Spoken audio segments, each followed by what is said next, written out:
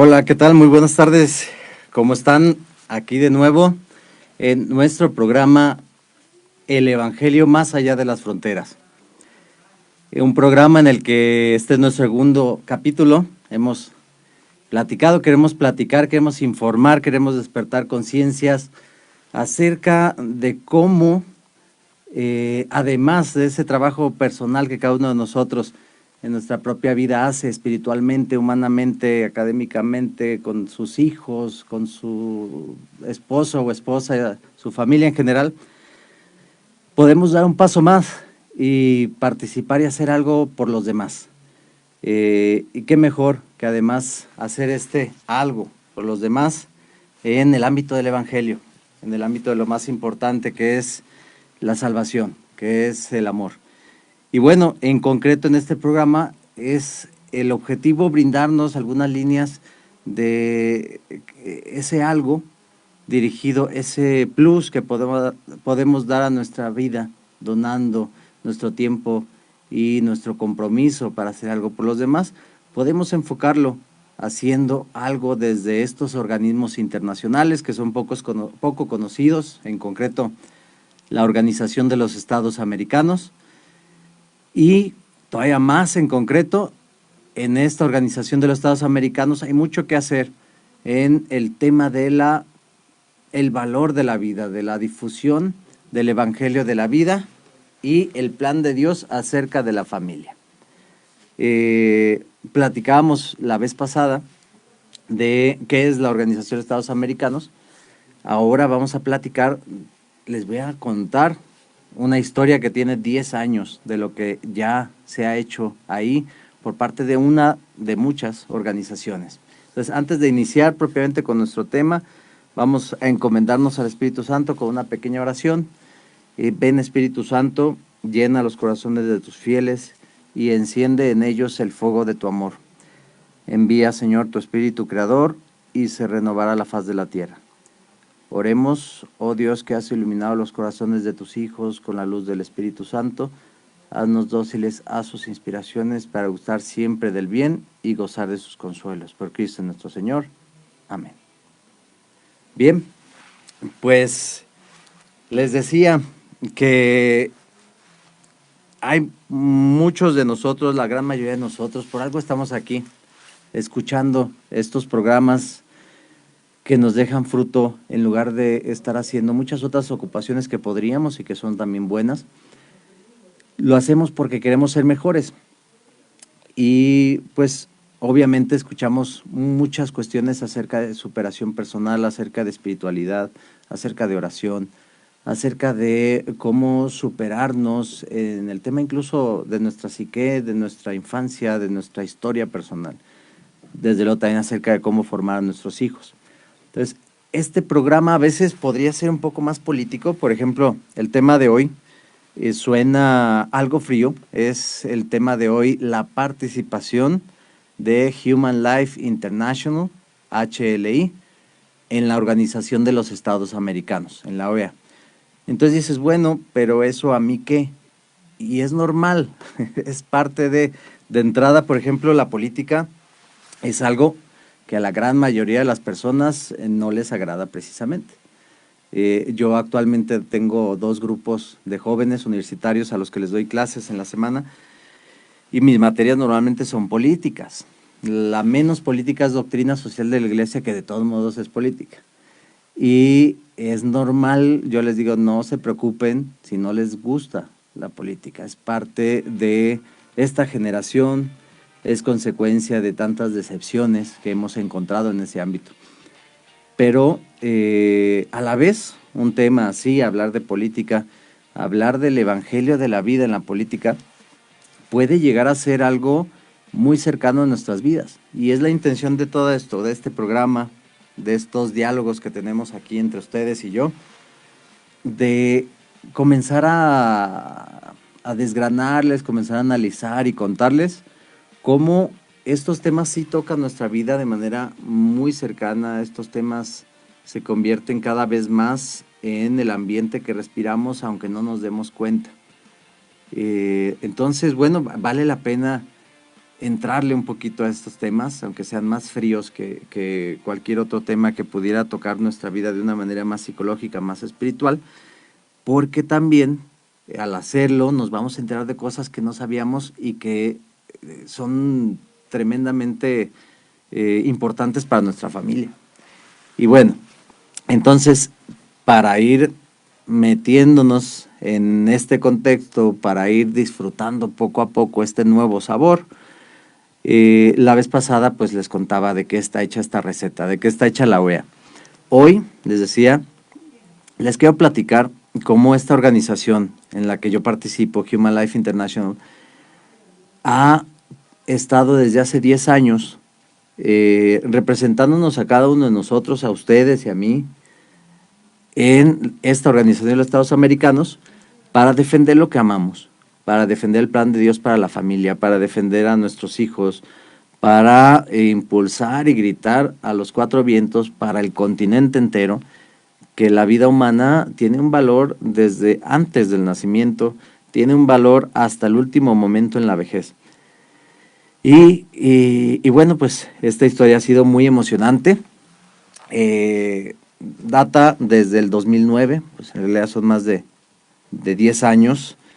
En aquel entonces, haciendo memoria y retomando este tema que todavía no nos gusta, pero esperemos más adelante nos guste más, de la política, estaba precisamente como presidente de Estados Unidos Barack Obama, si lo recuerdan, y en este año 2009 era la primera vez que él iba a asistir a este organismo, la Organización de Estados Americanos, en un evento. Entonces, eso llamó mucho la atención de los medios de comunicación, fue noticia. Para quienes tenían Facebook en el 2009, pues bueno, fue muy sonado ahí en todas las publicaciones de los muros. Y para acabarla, para intensificar ese año 2009, en ese mismo ocurrió una de las más grandes crisis que ha tenido la OEA.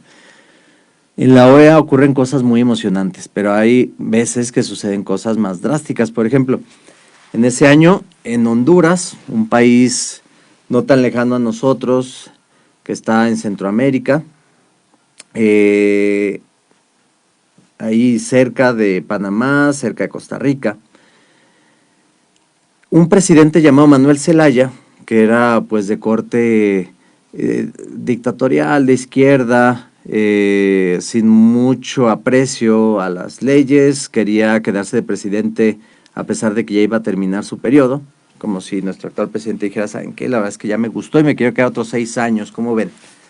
Pues obviamente se alertaron muchos y el Poder Legislativo, los diputados, los jueces, al ver que fue en serio y que quiso cambiar la Constitución para quedarse más rato, lo exiliaron, lo quitaron de presidente, pusieron un presidente interino y tuvo que salir a fuerzas del país Manuel Zelaya.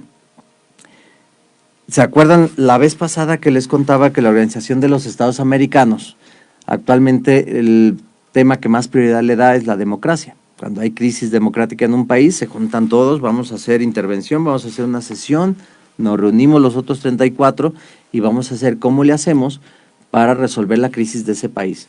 Oye, pero ese país tiene sus propias leyes, ¿por qué te vas a meter? Bueno, porque ese país firmó una carta en la que está de acuerdo, en que al pertenecer a la OEA está dispuesto a cumplir una serie de normas y ahorita las está incumpliendo, entonces él mismo nos dio permiso de intervenir. Ok, muy bien. Entonces, ¿qué van a hacer? Bueno, pues nos vamos a reunir y vamos a sancionarlo hasta que, a Honduras, hasta que se restablezca la democracia. Ellos consideraron que sacar del país a Zelaya era violar la democracia, era someter al país a una situación en donde no se respetaba lo que había querido el pueblo al votar. Entonces, ¿cómo lo castigan a Honduras? Lo aíslan, le cancelan una serie de tratados comerciales por los cuales Honduras puede recibir importaciones de materias primas, de alimentos que Honduras necesita, y a su vez Honduras puede enviar a otros países y esos países no le cobran tantos impuestos para meter sus alimentos o su madera o su carbón o los materiales que quiera mandar a otro país. Entonces, si a un país lo castigan con esto, con un aislamiento económico es muy fuerte, porque ciertos alimentos comienzan a escasear en ese país, los precios suben, hay materiales que son esenciales, por ejemplo, si Honduras no tiene su propio carbón y ya no le llega carbón del exterior por esta sanción, entonces aumentan de precio todos los demás energéticos. Es una situación complicada, complicada. Entonces, bueno, suele funcionar esto. Pero acá lo raro era que Honduras, si se fijan, había actuado bien. Zelaya era el que estaba queriendo perpetuarse en el poder, violar las leyes, y los otros poderes del gobierno de Honduras actuaron conforme a la democracia. Pero en la OEA lo que ocurría es que había en ese entonces un secretario general que también era socialista, que también era pro aborto, que también era de una corriente similar a la de Zelaya. Para esto, los que estaban apoyando a Zelaya a quedarse en el poder eran organizaciones que precisamente querían que él se quedara, porque él se había comprometido con ellos a aprobar el aborto, a aprobar la eutanasia, a aprobar el matrimonio entre personas de orientación sexual, de atracción al mismo sexo. Entonces, la OEA por eso apoyó a Zelaya y no a Honduras. En fin, al final Honduras se mantuvo firme y le levantó todos los castigos la OEA. Triunfó la cordura. Pero lo importante de esto es que con estas dos noticias, la de Barack Obama y la de Honduras, la OEA se convirtió en el centro de atención de las noticias en el 2009. Entonces, por aquel entonces, en nuestra organización, en Human Life International, había una abogada que todavía trabaja ahí, que es parte de este equipo de la OEA, que es una gran mujer, una gran persona, una gran católica, que se llama Marlene Gillette, es de Puerto Rico. Y ella estaba muy atenta ya desde ese entonces a lo que estaba ocurriendo en la ONU, en la Organización de las Naciones Unidas. Entonces, al ver todas estas noticias en la OEA, comenzó a interesarse y consiguió más información, investigó y le llevó a sus superiores en HLI la propuesta de, oigan, si la ONU permite que los civiles, los ciudadanos participemos, y la OEA también, y ya estamos participando en la ONU, ¿por qué no entramos también en la OEA?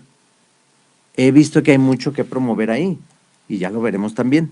Hay mucho que hacer ahí. Ahí se deciden cosas acerca de nuestros hijos, por ejemplo, que ahorita les voy a contar, que no nos deben dejar fríos y congelados, sino que nos deberían despertar a una, en primer lugar, indignación, a una urgencia y a una preocupación, y en segundo lugar, a preguntarnos cómo podemos hacerle.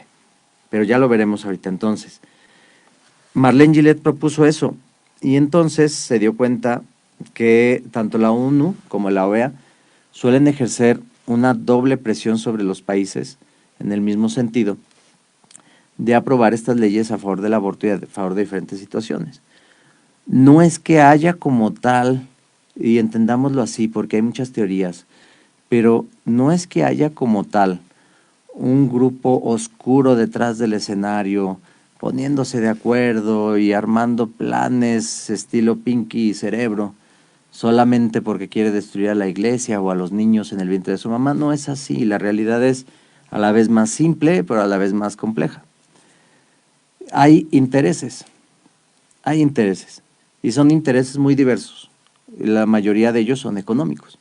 Entonces, la promoción del aborto implica un negocio muy grande. Las farmacéuticas, lo vemos con el ejemplo de las vacunas, lo vemos con el ejemplo de los medicamentos antirretrovirales, lo vemos con el ejemplo de los medicamentos para personas con diabetes.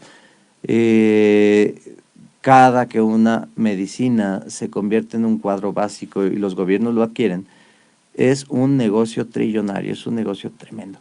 Y cuando un país aprueba el aborto, pues obviamente implica la compra de succionadores, la compra de cánulas, la capacitación, etcétera, y es también un gran negocio porque son aparatos muy caros y son desechables. Entonces es interés económico. Hay también un interés económico por parte de algunos gobiernos en ciertos recursos que son escasos, aparentemente, y que entonces, según estas teorías de la sobrepoblación, estos recursos se ponen en riesgo y la limitación de estos recursos también implica ciertas crisis o ciertos riesgos para estos gobiernos de acuerdo a sus planes económicos de crecimiento. Entonces, no es una conjura oscurantista de gente que está viendo cómo destruye a la iglesia. Alguno de esos intereses sí implicará por parte de un grupo de personas quizá eso, pero en su mayoría es una mezcla de intereses racistas, intereses económicos, intereses de poder, intereses geopolíticos, y estos intereses son los que van invirtiéndole dinero. Hay donantes muy fuertes a la Organización de los Estados Americanos y a la ONU, y entonces en la Organización de los Estados Americanos y la ONU promueven políticas que favorecen estos temas, el aborto, favorecen la educación de los niños de acuerdo a sus propias creencias, sin importar lo que digan sus papás, pero porque todo esto beneficia económicamente a ciertos grupos, beneficia a algunos gobiernos, y aún dentro de la gente que trabaja en la ONU y en la OEA hay gente de buena fe, hay gente que cree que realmente lo que están haciendo ayuda a los niños, hay gente que cree que realmente lo que están haciendo va a ayudar a que acabe la pobreza. Son unos, son grupo, hay otros que saben que no, hay otros que ven que sus investigaciones tienen conclusiones incoherentes, de acuerdo a lo que proponen estas organizaciones, pero aún así es un muy buen puesto de trabajo, el lugar en el que están, ganan muy bien y su prestigio, su orgullo y su puesto profesional pesa mucho más que las cosas que están descubriendo en su propia investigación. Y hay quienes claramente son conscientes de estos intereses económicos y están en puestos en que tienen acceso a información privilegiada y saben que dinero manda, saben que la OEA y la ONU tienen donantes, tienen empresas, tienen gobiernos que prácticamente tienen comprados a estos organismos y todo eso lo saben ellos, pero están dispuestos, están de acuerdo y participan en el sistema. Entonces es una actitud un poco pragmática. Yo soy el que soy artífice de mi vida, si esto va a dañar a otras personas, pues cada quien es libre de tomarlo o no, ¿verdad? Pero yo estoy realizándome aquí. Entonces, bueno, hay de todo. Perdón. Entonces, estos organismos ejercen presión sobre los países para que acepten estas medidas. Y como les había platicado, si un país no acepta, pues se le van encima los otros 34, con mucha presión política, con mucha presión económica. Entonces, Marlene Gillette, esta abogada, propuso comenzar a participar y en el año 2012 había 2 eventos muy importantes en la OEA, que este mismo año también los va a haber, y ahorita les doy las noticias. Uno es la Cumbre de las Américas. La Cumbre de las Américas es un evento que se realiza cada 3 años. Van algunos presidentes, no todos, pero sí algunos, y de los otros países que no va el presidente va el ministro de Relaciones Exteriores, que es el principal en temas de derecho internacional, en temas de relación con otros países. Y el otro evento es la Asamblea General. Esa es cada año, no es cada 3 años como la cumbre. En la Asamblea General van los embajadores ante la OEA de cada país. Está el ministro de Relaciones Exteriores y debajo de él hay un embajador para cada país y hay un embajador también para la ONU y hay embajador ante la Santa Sede y hay embajador para la OEA y así para cada organismo. Hay un embajador para la Unión Europea. Pues bueno, van los embajadores que el ministro asigna para la OEA y se reúnen y adoptan resoluciones que se convierten en algo no obligatorio, pero sí, llamémosle, no es obligatorio legalmente, pero sí, si no cumples, qué pena.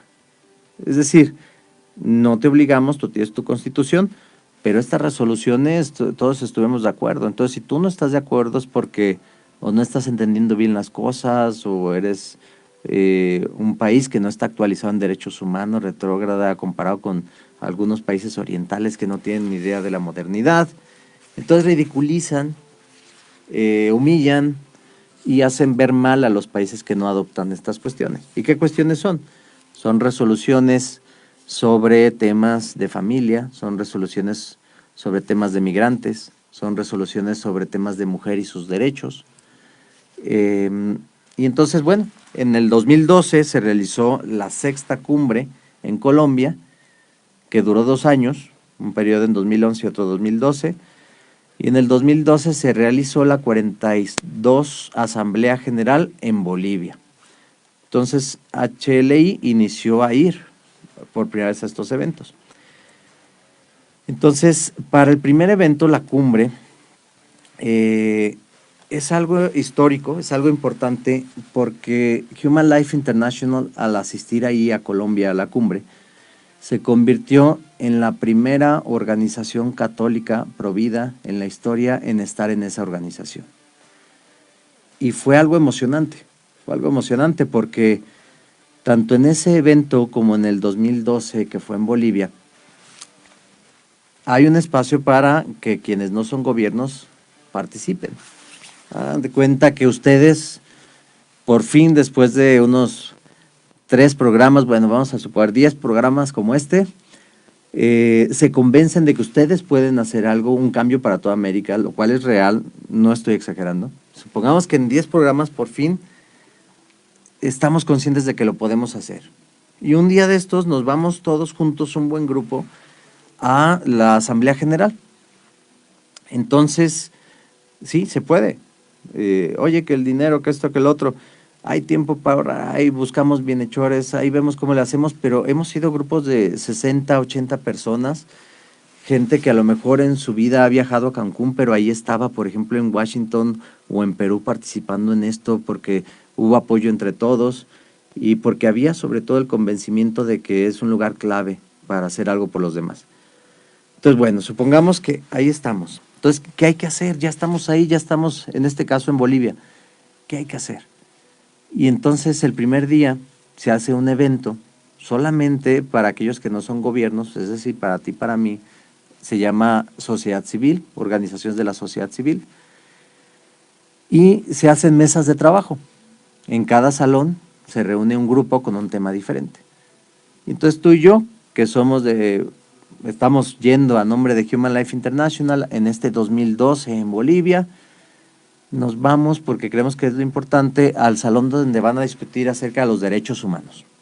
Nos sentamos, visualiza que alrededor de ti están más o menos otras 15 organizaciones y comienzas a notar algo raro. De esas 15 organizaciones, 2 traen unos banderines de arcoíris, otros 2 o 3 son hombres, pero trans, vestidos de mujer, disfrazados como mujer. Comienzas a ver que en otro lado hay unas personas con pancartas, con cartulinas y consignas a favor del aborto. Y dices, bueno, ¿me equivoqué de mesa o qué pasó aquí? Ay, ¿dónde estoy?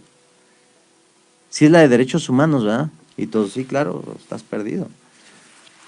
Y entonces te das cuenta que la mesa de derechos humanos está tomada por organizaciones que llevaban ahí desde el 2005, es decir, 7 años antes que tú, y que cada año proponían una serie de cosas y todos quedaban de acuerdo porque todos estaban en lo mismo. Y ese año por primera vez estamos tú y yo para decirles que hay otra opción, para decirles que su vida tiene una trascendencia mayor, para decirles que Dios los ama, para decirles que son capaces de ser co-creadores con nuestro Padre Dios, para decirles que el misterio del amor divino lo podemos compartir en el misterio del amor conyugal entre un hombre y una mujer. Es nuevo para ellos, es incomprensible. Muchos de ellos vienen de historias de dolor, de historias de abuso, de historias de sufrimiento. La mayoría de ellos, yo lo he visto, la mayoría de ellos creen realmente lo que dicen, no actúan porque les den dinero, muchos de ellos, otros sí. Entonces estás ahí en esa mesa y ¿qué haces? Bueno, en primer lugar no te callas y comienzas a hablar. Y comienzan a oponerse, o sea, eran 15 contra 2, son 15 contra 2 en esta mesa. Entonces, te mantienes firme y de esa mesa te nombran a ti como vocero de lo que va a decir la mesa. Y entonces parte de las cosas que se decidieron no son las que tú crees, pero tú eres el vocero. Y otras son las que sí decidieron, pero te mantuviste firme y por un milagro y ayuda de Dios, pues te nombraron vocero. No entiendo cómo sucedió. Yo no estaba ahí. Tú y yo estamos aquí en este ejercicio imaginario, pero en ese momento tuvo que haber ocurrido algo una ayuda de Dios y de María muy grande para que eso ocurriera, pero una representante de Human Life fue vocero de esos otros 15 que pensaban todo lo contrario. Entonces, ¿qué pasa? Nos vamos de ahí, de esa mesa de trabajo, a donde están reunidos ahora sí todos, los embajadores, el secretario general de la OEA, el secretario adjunto, todas las personalidades y funcionarios, toda la sociedad civil. Te paras al frente, un vocero de la Mesa de Derechos Humanos, y lees las conclusiones. Y obviamente gran parte de las conclusiones eran propuestas de vida y familia. Por primera vez en la historia de la OEA, que si se acuerdan del programa pasado, la OEA data desde 1889 como antecedente y como fundación formal de 1948. Y estamos en el 2012 y por primera vez va a ocurrir algo. O sea, estamos hablando de 120 años, o si quieren verlo más legalistamente, son 50, 64 años, por primera vez, después de 64 años, en un lugar, en una sala de la Organización de los Estados Americanos, se va a leer y se escuchan palabras a favor del Evangelio de la vida. Ese es nuestro programa, el Evangelio más allá de las fronteras. Y se leen estas propuestas acordes con el plan de Dios para nosotros. No estaban ellos acostumbrados. La mayoría, bueno, no hablo de la mayoría, el 99% de las organizaciones eran o que estaban en otros temas que no tenían nada que ver con los no nacidos y con la familia, sino con la seguridad, el terrorismo, la educación, etcétera, que indirectamente tienen que ver con la familia. Y las otras organizaciones sí eran organizaciones que claramente querían el aborto como derecho de la mujer, querían el matrimonio entre personas del mismo sexo como si fuera una cuestión de no discriminación, lo cual ya lo veremos, es muy distinto. Entonces se lee eso. ¿Qué sucedió cuando leyeron eso? O sea, en este ejercicio imaginario tú y yo estamos ahí. Imagínate qué sucedió cuando después de 64 años por primera vez se lee un documento así, encima de contrarios, enfrente de contrarios, enfrente de indiferentes y enfrente en general de personas que jamás habían escuchado algo así. Pues como te podrás imaginar, ocurrió un silencio tremendo, una espera como la que se escucha ahorita, y luego comenzaron los aplausos. La razón, el Espíritu Santo se hizo presente y estas palabras hicieron eco, estas palabras históricas hicieron eco en los presentes. Por supuesto no aplaudieron todos, pero la gran mayoría sí, después de un silencio que duró al menos unos 5 o 10 segundos. Fue histórico, fue algo tremendo. Entonces, esto se volvió a repetir después. Los siguientes años fue más difícil, como se podrán imaginar, después de este primer asalto por sorpresa, llamémoslo así. Los siguientes años las organizaciones de la sociedad civil que buscaban el aborto iban preparados, o sea, ahora iban con pancartas más grandes, iban en mayor número. Cuando se paró el vocero Provida a hablar, se pusieron de pie y comenzaron a gritar. Hubo una ocasión en 2016 en República Dominicana que incluso empujaron a uno de mis compañeros, lo aventaron y casi se lo iban a linchar ahí si no llegábamos los demás y lo separábamos. Pero sí se hicieron de gritos, fue tremendo. Obviamente nuestro papel no era contestar, obviamente se trataba estábamos sorprendidos, pero se trataba de mantener la calma, se trataba de orar por esas personas. Aún estábamos en pañales acerca de cómo debíamos reaccionar y podría ser que en un primer momento tú y yo hubiéramos reaccionado como necesitamos debatir, necesitamos argumentar, necesitamos hablar más fuerte, necesitamos traer más personas, cuando la solución no estaba en eso. y lo vamos a platicar no solo hoy, sino a lo largo de los programas. La solución no estaba ahí, curiosamente. Teníamos que amarlos, teníamos que orar por ellos, teníamos que acercarnos y escucharlos, teníamos que aprender que, aunque no compartíamos las mismas conclusiones, en los procesos podíamos encontrar intereses, no posturas, porque las posturas eran contrarias, pero podíamos encontrar intereses que, aunque no compartiéramos al 100, tenían dentro, como los Kinder Sorpresa, tenían dentro de esos intereses de chocolate, de repente méritos de valor, cosas de valor, razones que sí podíamos compartir. Y esas podemos tomarlas, sembrarlas y comenzar a construir algo juntos.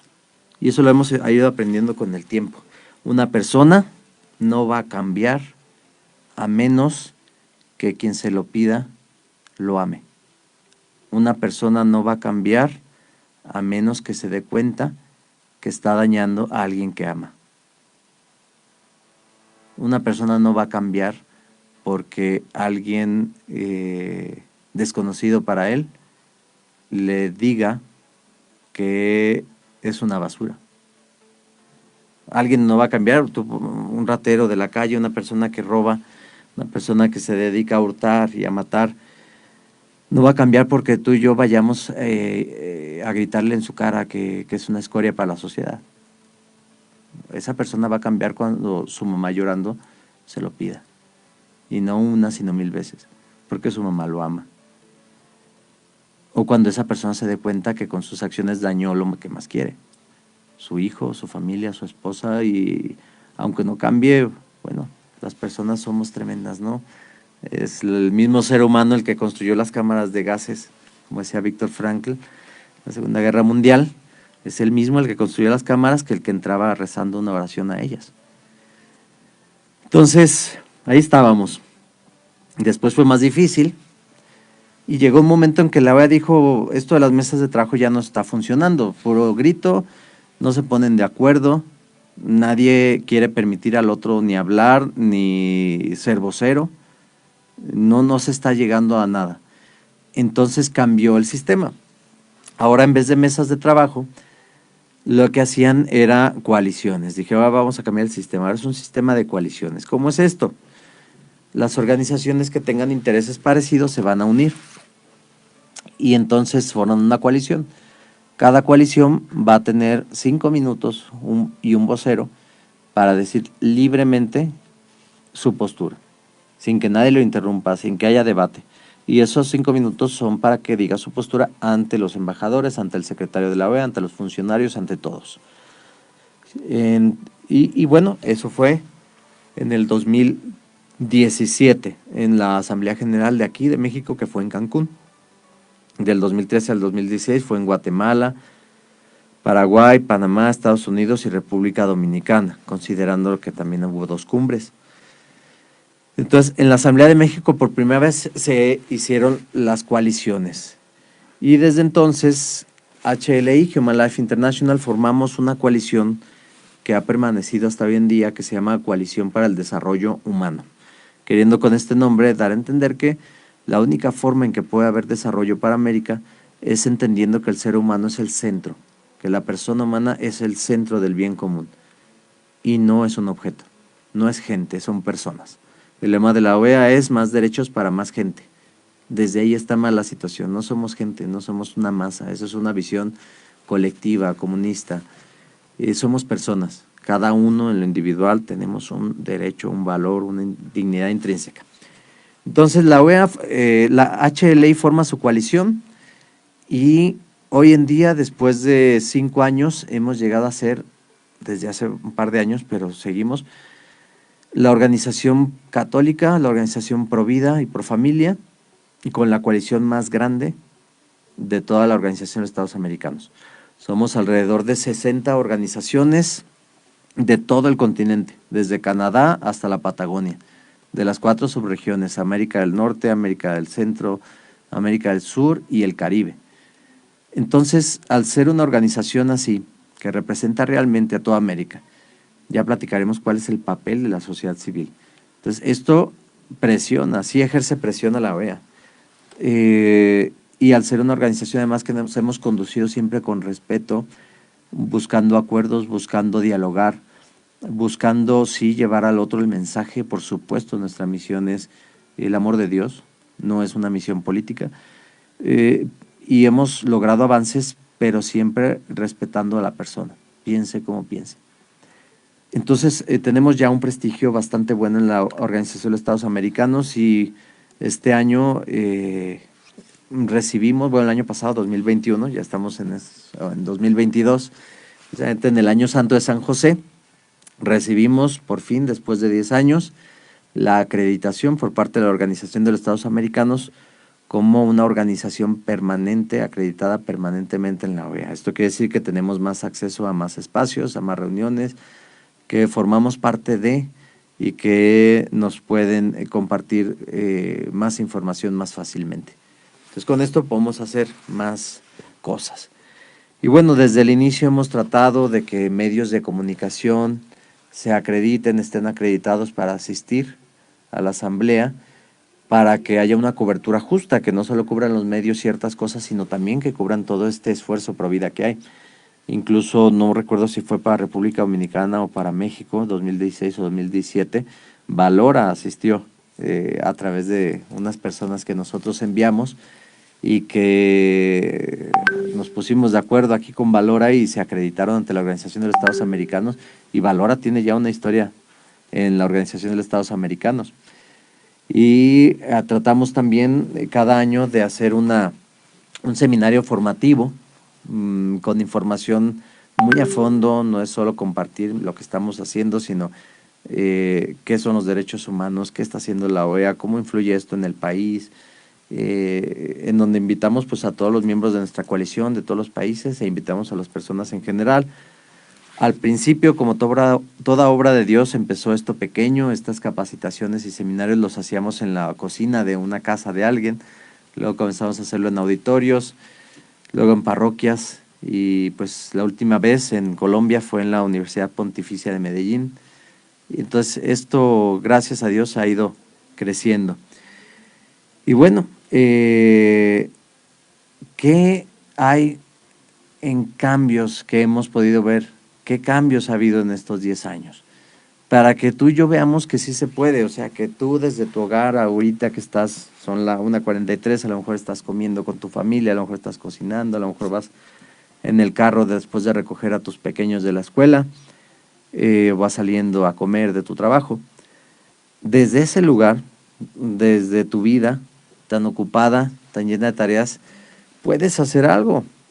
¿Qué hemos hecho, por ejemplo, en estos 10 años? El simple hecho de que la OEA haya cambiado de mesas de trabajo a coaliciones fue un cambio, que si no hubiéramos estado ahí, no nosotros necesariamente, sino cualquier organización pro vida no hubiera estado ahí para alzar la voz, no se hubiera logrado. Pero se logró porque ya hubo una voz que pusiera un alto, hubo un dique contra el cual chocaron las aguas y hubo que modificar las cosas, y gracias a eso se escuchan las voces pro vida cada año en la OEA. Se han hecho cambios en cuanto a personas en concreto. Nos hemos acercado a organizaciones proabortistas. Es más, nos hemos acercado y hemos compartido un café con organizaciones de personas trans, con organizaciones que en su propio país promueven la prostitución como si fuera un trabajo, sin importarles lo que sufren esas personas y la esclavitud que significa en la mayoría de los casos. Y hemos platicado con ellos de cosas que no tienen importancia, de la música que nos gusta, de nuestro día a día, y luego también hemos compartido puntos de vista. Y hay manera de que después de ese contacto fraterno, después de ese acercamiento, que no busca cambiar al otro, sino que busca escucharlo, entenderlo y amarlo, es mucho más fácil trabajar. Ya no ha habido esos actos violentos, ya no ha habido esos gritos, han cambiado muchas cosas. Por supuesto hay gente a la cual no hemos llegado aún, hay gente que todavía está acostumbrada a confrontar, a sacar las pancartas y a gritar cosas, pero bueno, ya llegaremos. Pero desde ahí se está haciendo un cambio en la persona. Oye, ¿por qué el otro me trata así? Yo soy una persona que toda la vida he sufrido de discriminación, toda la vida ni siquiera yo me he entendido, he vivido aislado, he vivido con miedo a que me rechacen, a que me golpeen, a expresarme según lo que yo creo que soy, según lo que yo estoy convencido que soy, aunque no lo sea. Y de repente alguien llega y me trata bien, y además yo sé que piensa diferente, yo sé que no me acepta y sin embargo compartió un café conmigo y se rió conmigo. Eso es evangelizar. Eso es evangelizar, no son los grandes debates, no son las grandes ideas, que sí ayudan y habrá espacios en donde se necesiten, pero se han hecho cambios. A ver, ahora les pregunto, tú en tu casa, tú en tu trabajo, tú en tu escuela, ¿conoces a alguien que tenga que pasar por situaciones así? Que a lo mejor está en contra del aborto, a favor del aborto, que a lo mejor está a favor del matrimonio entre personas del mismo sexo, a lo mejor hasta conoces a algún travesti, a lo mejor hasta conoces a una persona que vive en situación de prostitución, quién sabe. ¿No crees que tú con esa persona podrías invitarle un café y platicar? ¿No crees que tú con esa persona podrías darle un buenos días sincero y una sonrisa? Eso es evangelizar, eso es hacer un cambio. No es ir a las grandes cumbres de las Américas y hablar con el presidente o con el ministro de Relaciones Exteriores de Canadá y convencerlo con grandes argumentos, que también se puede y es más fácil de lo que te imaginas, y en estos programas veremos cómo, pero no es lo principal, no es lo principal. Lo principal está en la oración y en el amor. Entonces, eso es lo que se ha hecho en estos 10 años. Eso es lo que continuaremos haciendo. Desgraciadamente ahora con la virtualidad no hemos tenido acceso personal, no hemos podido ir físicamente. Este año va a haber 2 eventos que prepararnos. Uno es la cumbre, que no sabemos si es en presencial o virtual, es en Washington. Y otro es la asamblea, que va a ser en Lima, en Perú. La cumbre es en abril o junio, todavía no se sabe, y la asamblea es en noviembre. Entonces tenemos 2 misiones que hay que preparar desde ahora con oración. Le estaremos dando información acerca de cómo vamos a participar, acerca de cómo se pueden unir. Podemos hacer grupos de oración para quienes no puedan ir desde su casa a orar por todas estas misiones. Podemos hacer eventos formativos en línea. En fin, hay mucho que hacer, ya lo estamos preparando.